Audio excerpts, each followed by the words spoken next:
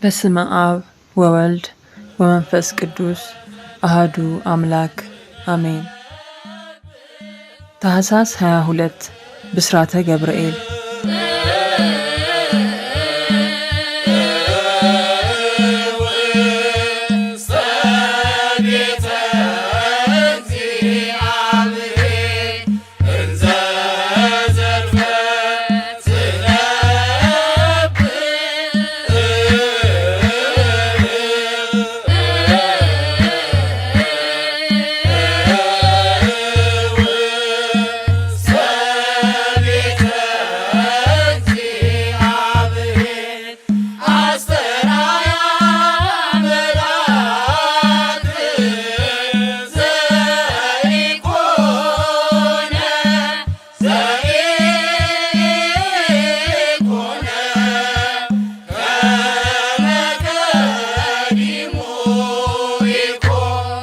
እመቤታችን ቅድስት ድንግል ማርያም የብፅዓት ልጅ ናት።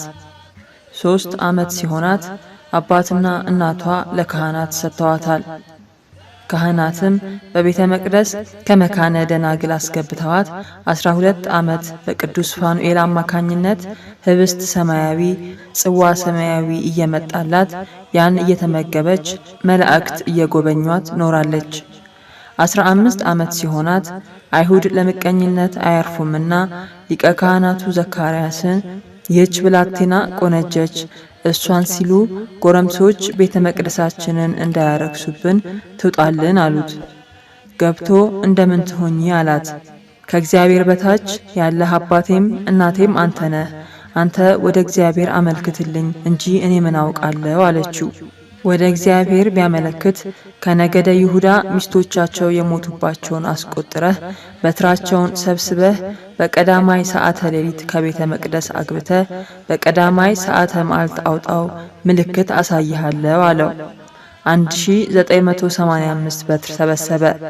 ከዚህ በኋላ በቀዳማይ ሰዓተ ሌሊት ከቤተ መቅደስ አግብቶ በቀዳማይ ሰዓተ መዓልት ቢያወጣው በዮሴፍ በትር ላይ ዮሴፍ ሆይ ማርያምን ጠብቃት የሚል ጽሑፍ ተቀርጾ ተገኝቷል።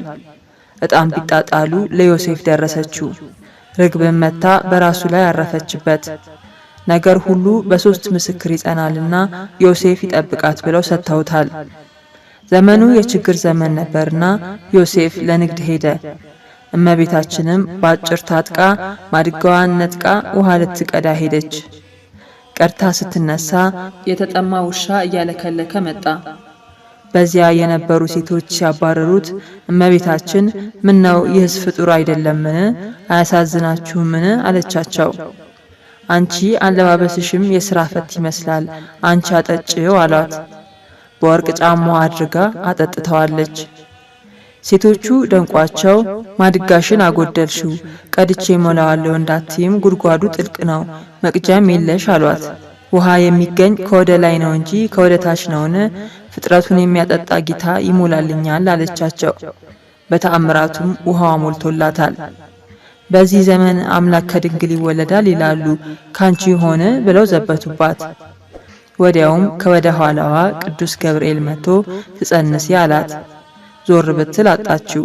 አባቴ አዳምንና እናቴ ሔዋንን ያሳተ ጠላት ይሆናል ብላ ዝም ብላ ሄደች። ከቤት ደርሳ ማድጋዋን ስታስቀምጥ ዳግመኛ ትጸንሲ አላት።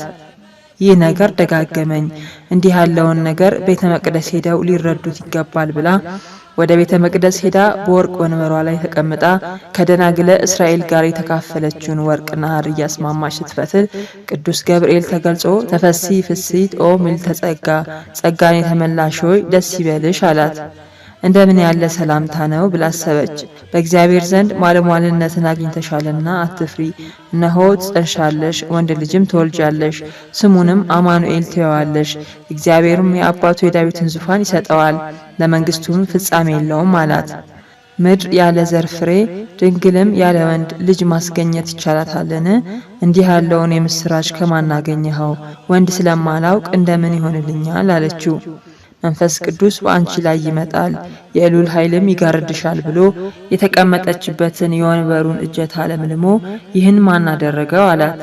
እግዚአብሔር ነው አለችው። ይህንንም የሚያደርግ እግዚአብሔር ነው። እስመ አልቦ ነገር ዘይሳነው የሚሳነው የለምና። ኤልሳቤጥ እንኳ ከጸነሰች ይህ 6ኛ ወር ነው አላት። ይኩነኒ በከመ ትቤለኒ እንደ ቃልህ ይሁንልኝ ይደረግልኝ አለችው። ይህን ቃሏን ምክንያት አድርጎ ዋህድ ወልደ እግዚአብሔር በማኅፀኗ አደረ። ይሄ የተደረገ መጋቢት 29 ቀን ነው። በዚህ ዕለት እንዲከበር ያደረገው ግን የጥልጥልያው ኤጲስቆጶስ ቅዱስ ደቅስዮስ ነው። ይህስ እንደምን ነው ቢሉ እመቤታችንን በፍጹም ልቡ ይወዳት ነበር። ከመውደዱም የተነሳ ብዕር ቀርጾ ቀለም በጥብጾ ብራና ዳምጾ ተአምሯን ይጽፍ ነበር። እንደወደድከኝ ወድጄሃለሁ፣ እንዳከበርከኝ አክብሬሃለሁ፣ ተአምራቴን በመጻፍህም ዋጋህ ብዙ ነው አለችው። ደስ አለው። ከዚህ የበለጠ ምን ሰርቼ ላክብራት አለ። ይህን ሲያወጣ ሲያወርድ ጌታ ይህን በዓል እንዲያስብ አደረገው። መልአኩ ያበሰራት መጋቢት 29ን በጾም ምክንያት በሚገባ አያከብሩትም ነበርና ከበዓለ ልደቱ 7 ቀን አስቀድሞ በታኅሳስ 22 ቀን ሕዝቡን ሰብስቦ በታላቅ ሥርዓት አከበረው። እመቤታችንም ተገልጻ ደቅስዮስ ሆይ ዛሬ ይህንን በዓል በማክበር ተአምራቴንን በመጻፍ ይህን ሰጥቻለሁ፣ ካንተ ሌላ የሚለብሰውን የሚቀመጥበትን እበቀለዋለሁ ብላ በሰው እጅ ያልተሰራ መንበርና የከበረ አጽፍ አውርሰዋለች። የእመቤታችን የቅድስት ድንግል ማርያም በረከቷ ይደርብን። ወስብሐት ለእግዚአብሔር። ይቆያል።